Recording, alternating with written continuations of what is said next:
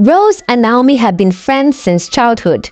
They shared everything, dreams, secrets, even the same cycle of friends. But something began to change when Rose got married to her longtime boyfriend Peter. Naomi, who had been single for years, couldn't hide the jealousy that slowly began to eat at her. She would see Rose in her new home, wearing her wedding ring, posting happy pictures with Peter, and it stirred something deep inside Naomi. It wasn't just envy. It was a burning desire to have what Rose had. But what started as harmless jealousy soon began to consume her thoughts. Every day, Naomi tried to be happy for Rose, but it was impossible. The more she saw her friend flourishing in her marriage, the more she felt like life was unfair. Why not me? She would ask herself. Naomi had always believed she was just as good, if not better than Rose. She was smarter, more beautiful, and yet she was still alone. It wasn't long before her bitterness reached a breaking point, and she could no longer stand the thought of Rose's perfect life. That's when Naomi decided to do something drastic. Before the jealousy, before the bitterness took root, Naomi and Rose shared a friendship that everyone around them admired. They were inseparable, always together, laughing, talking, and dreaming about the future. Their bond had been forged in the simple moments of childhood, sharing secrets under the large mango tree in Naomi's backyard, running through the dusty streets of their village, and creating mischief together. They were the best of friends, like sisters, who understood each other in a way no one else could. Naomi was always the more outgoing one. She had a wild spirit, full of energy, and she loved to make everyone laugh. Rose, on the other hand, was quiet, more reserved, but equally full of life in her own way. Together they balanced each other out. When Naomi got into trouble, Rose was there to calm her down. And when Rose felt shy or uncertain, Naomi was the one to push her forward, encouraging her to take risks. They would sit for hours talking about their futures, about their careers, and they would have the families they would build and the happiness they would share. Things were so good back then, no competition, no jealousy. Naomi was happy for Rose when she started dating Peter, a kind, hard-working man from the city. They were the perfect match, and everyone could see it. Naomi, in her usual bold fashion, would joke around with Peter, make fun of him in a playful way. But all in good fun. She never once felt threatened by their love. To her, it was just another beautiful chapter in Rose's life, one that she would be there to witness and support. As Rose's life continued to unfold, Naomi couldn't help but notice the changes. First, Rose's relationship with Peter had become more serious, and now she was pregnant. When Rose told Naomi the news, her eyes lit up with excitement. She had always dreamed of starting a family, and now it was finally happening. Naomi tried to smile, but inside, a feeling she couldn't quite explain stirred.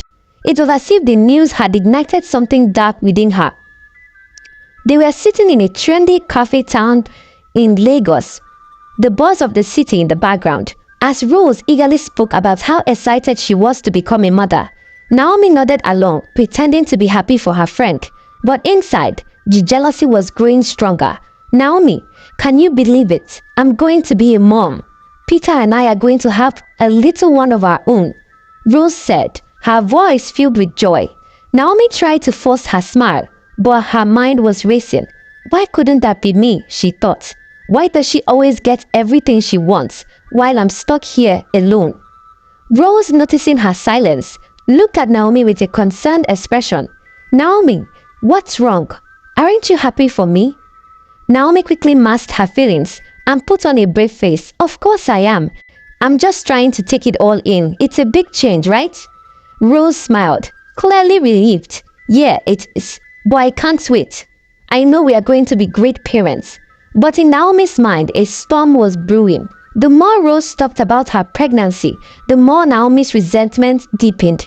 It wasn't just the pregnancy itself. It was everything that came with it. Rose was getting everything she had dreamed of, love, family, and happiness. And Naomi felt left behind, abandoned by her own desires. The tipping point came when Peter, in an unexpected gesture of love, bought Rose a brand new car. The sleek, shiny vehicle was everything Rose had dreamed of, a symbol of her flourishing life with Peter. Rose couldn't believe her luck. She posted pictures of the car on her social media, and the comments flooded in with congratulations. The excitement in her voice when she called Naomi to share the news was palpable.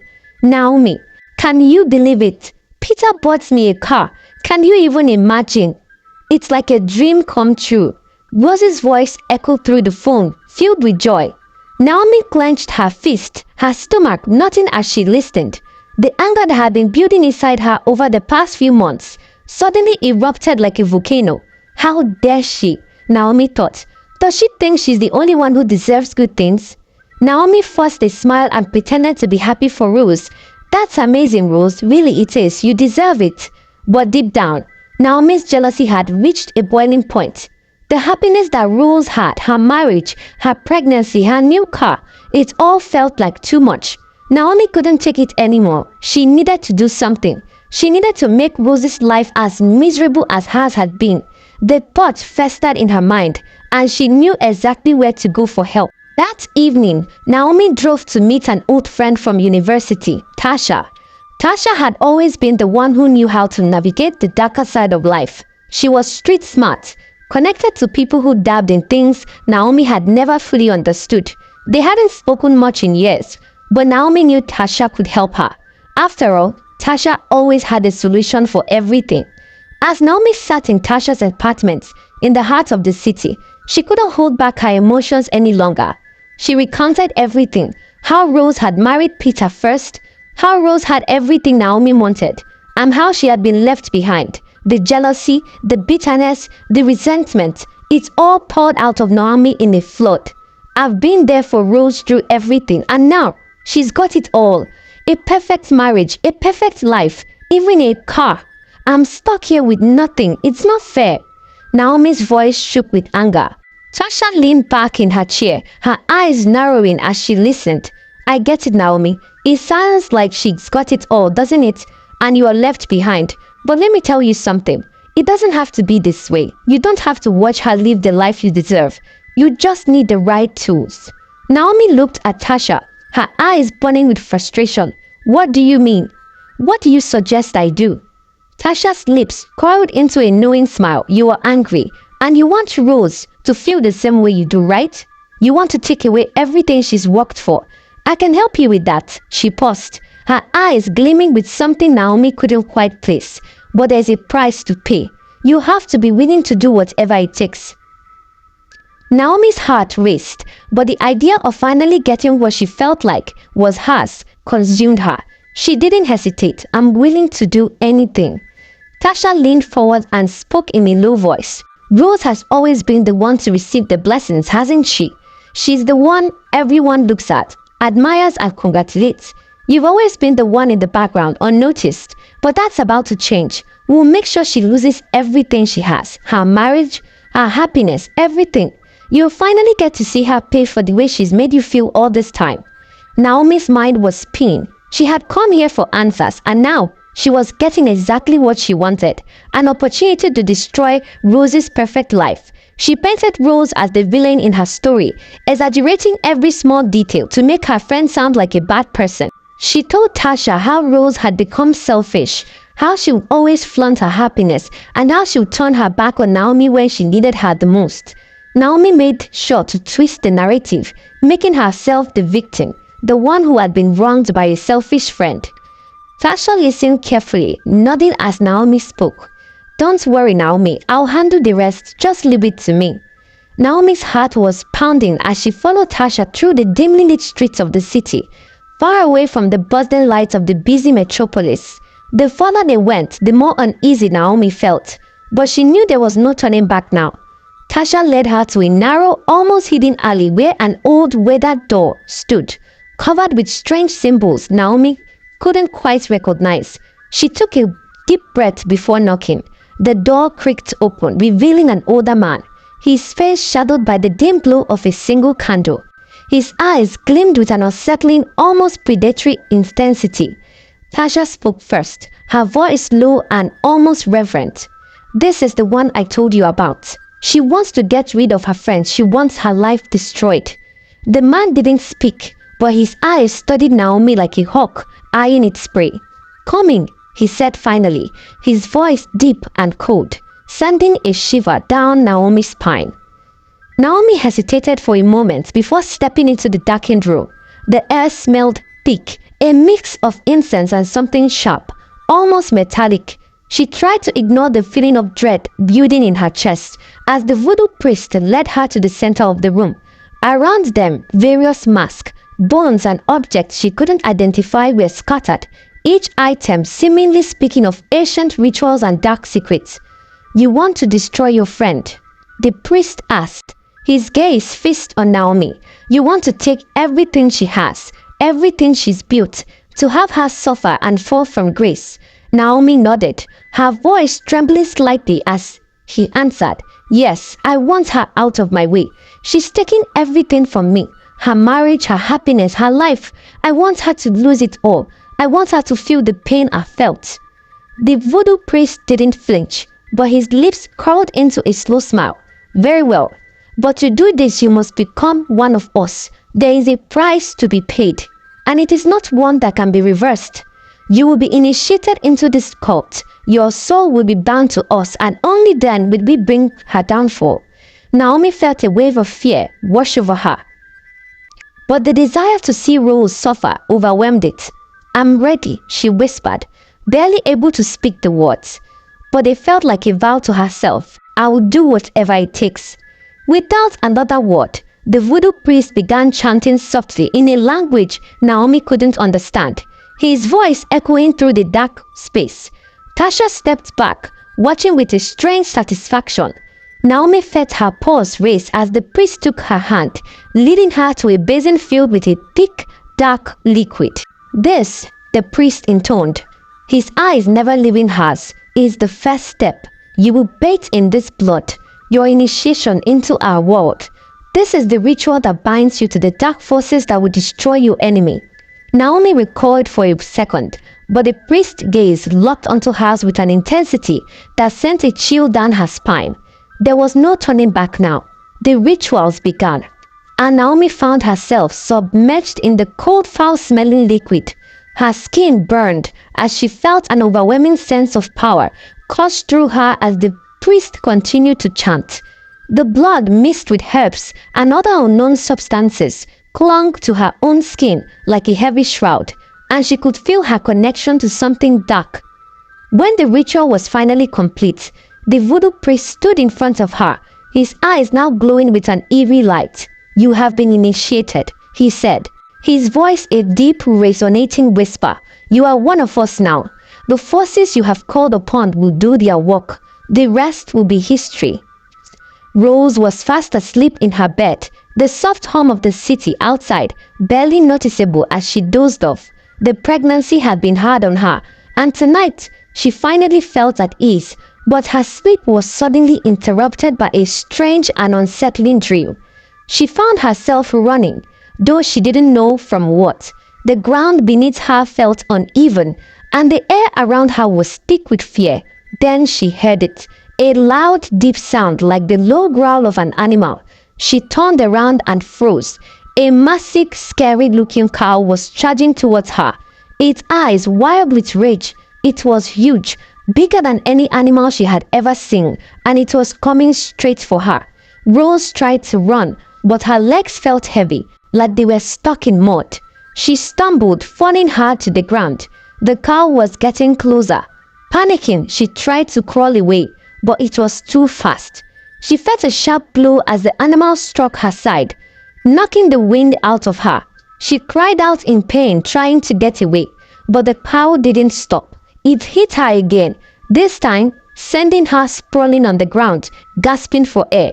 Rose felt something warm, something wet, trickling down her body. The dream was fading, but the pain was real. Blood. She was bleeding. She wanted to scream, but no sound came. The world went black.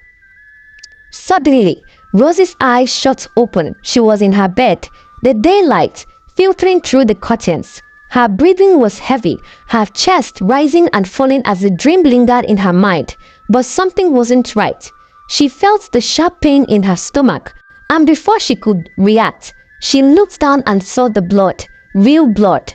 Her heart sank and her hand flew to her abdomen. Panic rising. She was bleeding. It wasn't just a dream, it was happening. Peter, she cried out, her voice shaky with fear. Peter, who had been asleep beside her, woke up instantly. He turned to see Rose, her face pale and her body trembling. He saw the blood and his heart stopped. Rose, he shouted, rushing to her side. What's wrong? I'm bleeding, Rose whispered, her voice filled with dread. I think I've lost the baby. Peter didn't waste a second. He helped her up, rushing to get her dressed. They got into the car and Peter drove as fast as he could to the hospital. The drive felt like it took forever, filled with fear and uncertainty. At the hospital, the doctors confirmed what they both feared. Rose had miscarried. The bleeding was heavy and the baby was gone. Rose's world crumbled in an instant. She couldn't believe it. After everything, after all the dreams and hopes, it was over. Peter held her close, trying to comfort her as best as he could. But Rose couldn't shake the feeling that something was off. The dream, the blood, it all felt too real, too connected. It didn't make sense. She wanted to know why this had happened. But all she could do was sit in silence, staring at the cold walls of the hospital room. After the hospital visit, Rose was still in shock. The ride back home had been quiet, filled only with the sound of her own thoughts. She couldn't stop thinking about the dream, about the blood and how everything had seemed to come crashing down all at once. The miscarriage was hard, enough to process, but there was something about it that felt wrong, like it wasn't just a tragedy, but something more. Once they got home, Rose sat on the couch, her mind still racing. Peter was in the kitchen trying to prepare something to eat, but neither of them had much of an appetite. Rose picked up her phone, her fingers trembling as she dialed Naomi's number. Naomi had to know. She needed to tell someone, and Naomi was the closest person she had. Hello? Naomi's voice came through the line, and Rose felt a strange lump forming in her throat. Naomi, it's me, Rose said, her voice shaky. I don't know how to say this, but I've lost the baby. I started bleeding this morning. I thought it was just from the dream, but it wasn't. I went to the hospital and they confirmed it. I've had a miscarriage.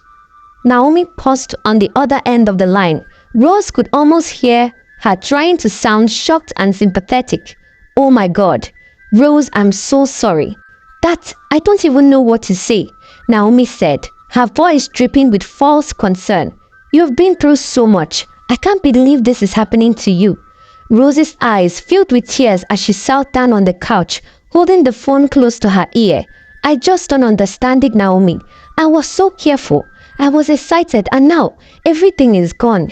Naomi, however, felt a twisted satisfaction on the other side of the line. She tried her best to mask the small quiet smile forming on her lips as she spoke. I really don't know what to say, but I'm here for you. I'll come over right away. You shouldn't be alone, just hang in there, okay? I'll see you soon, Naomi said before ending the call. Rose sat there for a moment, staring at her phone, before she laid down on the table. Her mind was still foggy with grief, and all she wanted was to coil up and forget about the world. A short while later, Naomi arrived at Rose's house. She walked in with a sympathetic expression, her eyes wide with exaggerated concern. Rose, Naomi said, rushing to her friend's side. I'm so sorry. I can't believe this is happening to you. You must be feeling so empty right now. Naomi sat beside Rose, wrapping her arms around her in what seemed like a comforting hug, though there was something off about her demeanor.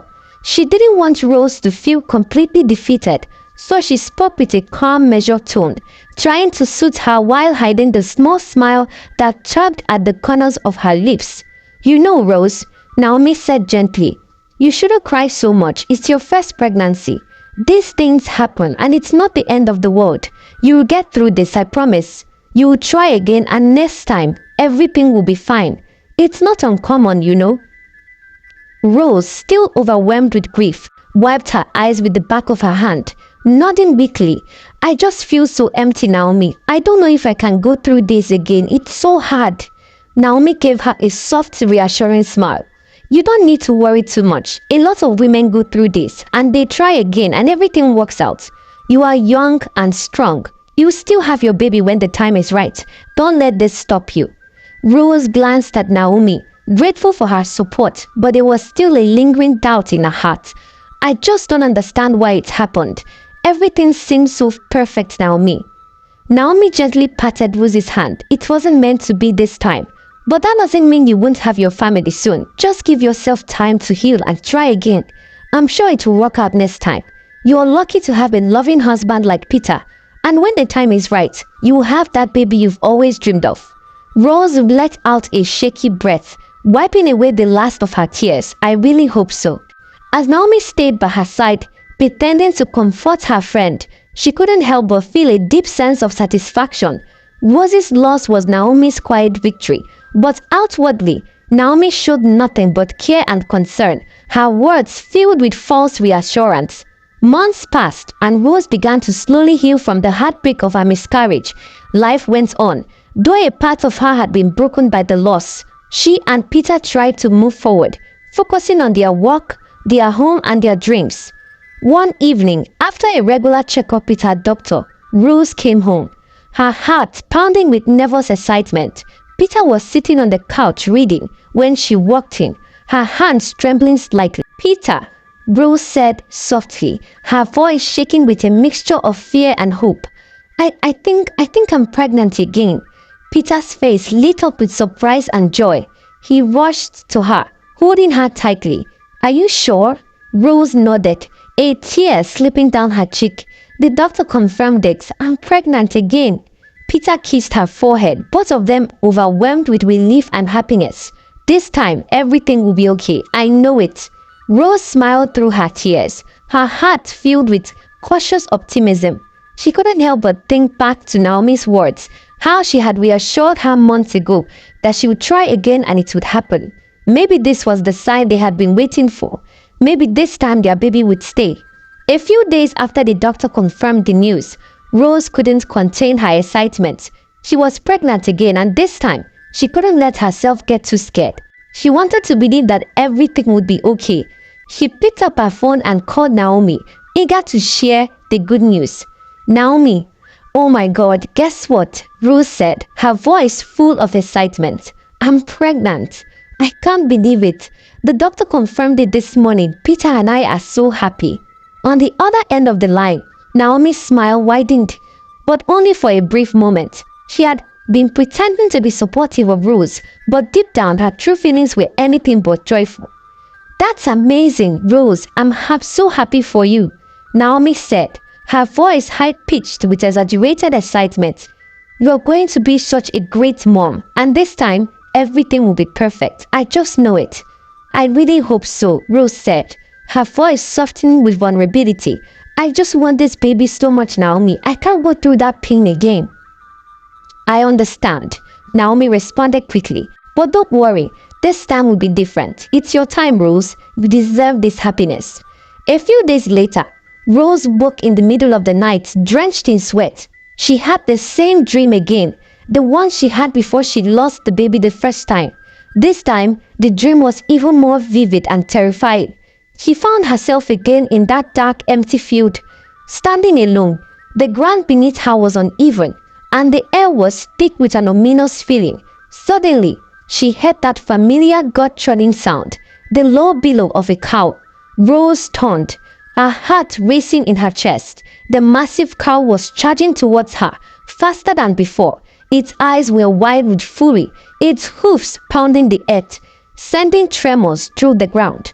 Rose tried to run, but once again, her legs felt heavy, as if the earth itself was pulling her down. She stumbled, falling to the ground, and the car reached her in seconds. It slammed into her with a force that knocked the wind out of her, and she felt a sharp pain in her abdomen. The blood, the same as before, began to pour down her legs, soaking into the ground beneath her. She screamed, but no one came. The cow loomed over her, its heavy hoofs just inches from her body, and with one final brutal strike, it hit her heart. The pain was overwhelming, and she felt herself fading, the blood pouring out of her as if everything around her blurred into darkness. Thank you so much for tuning in. If you enjoyed this first part of the story, Don't forget to hit that subscribe button so you don't miss out on exciting continuation in part 2. Stay tuned and we'll see you soon with more twists and drama. Until then, keep watching and let us know your thoughts in the comments below.